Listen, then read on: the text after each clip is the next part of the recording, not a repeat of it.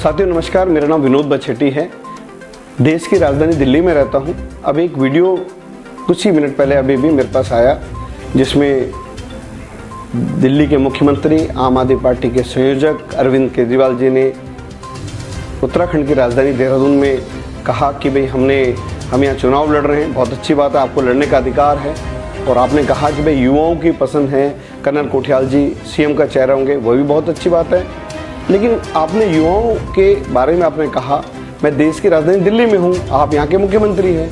दो विषय है, दो सवाल मेरे हैं। दो युवा यहाँ पे, एक युवा नौकरी की तलाश में आया था, एक बहुत अच्छी फुटबॉल की प्लेयर थी, और जिसकी आम आदमी पार्टी की सरकार ने, दिल्ली सरकार ने 2017 में ऑस्ट्रेलिया फुटबॉल के मैच के लिए ले गए थे। वहाँ उस बच्ची की मृत्यु हो गई। वो मृत्यु का सस्पेंस आज भी क्लियर नहीं है, उसके ऊपर आप ज़रूर सफाई दें। दूसरा, 24 फरवरी 2020 को दिल्ली के सीलमपुर के दंगों में 17 साल के एक युवा दलबीर नेगी की हत्या हुई थी।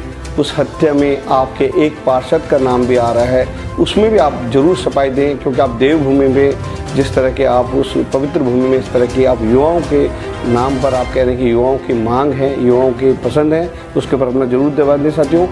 और दूसरा, आपने कहा कि भाई कि उत्तराखंड का भला आम आदमी पार्टी कर सकती है।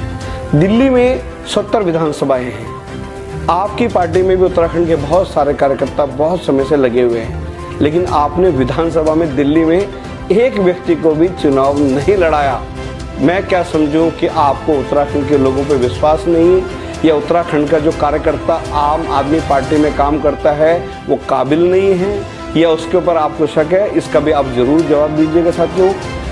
तीसरा विषय है कि आपने दिल्ली सरकार में उत्तराखंड की जो अकादमी है, गढ़वाली कुमाऊनी जौनसारी अकादमी, उसमें जिनको आपने उपाध्यक्ष बनाया, हमारे उत्तराखंड के एक बड़े जो संस्कृति, जिन्होंने हमारे संस्कृति के लिए बड़ा काम, हीरा सिंह राणा जी, आपने उनको उपाध्यक्ष तो बना दिया, लेकिन उनको कोई भी सुविधाएं नहीं दी। पिछले साल जून 2020 में उनकी मृत्यु हो गई। आज उनके परिवार की स्थिति खराब है, आप उनके परिवार को पूछने वाला कोई नहीं है। और आज अगर वो किसी अन्य समाज से होते तो आज 1 करोड़ रुपए का चेक आप उस परिवार को दे के आते। ये भी एक सवाल है आपसे केजरीवाल जी। और दूसरा, आप देवभूमि की बात की, आपने कहा कि भाई हम इसको हिंदू नगरी बनाएंगे, इसको देव नगरी मतलब तीर्थ स्थल का प्रदेश बनाएंगे। आपके सोशल मीडिया पे, आम आदमी पार्टी के सोशल मीडिया पे अभी कुछ समय पहले दिल्ली के जो कूड़े का पर्वत है गाजीपुर की, उसकी तुलना आपने कहा कि जैसे नंदा देवी का जो पर्वत है, वो कूड़े का जो ढेर है गाजीपुर में, उसकी तुलना आप कर रहे हैं। ऐसे अनेकों आप समय समय पे उत्तराखंड के लोगों को, वहाँ के तीर्थ स्थलों का आप अपमान करते हैं। केजरीवाल जी, इस बात का आप जवाब दें। एक और है, अभी 1 महीने पहले आपकी राष्ट्रीय प्रवक्ता उमा सिसोदिया जी ने एक उदाहरण के रूप में कहा कि उत्तराखंड के लोग हमेशा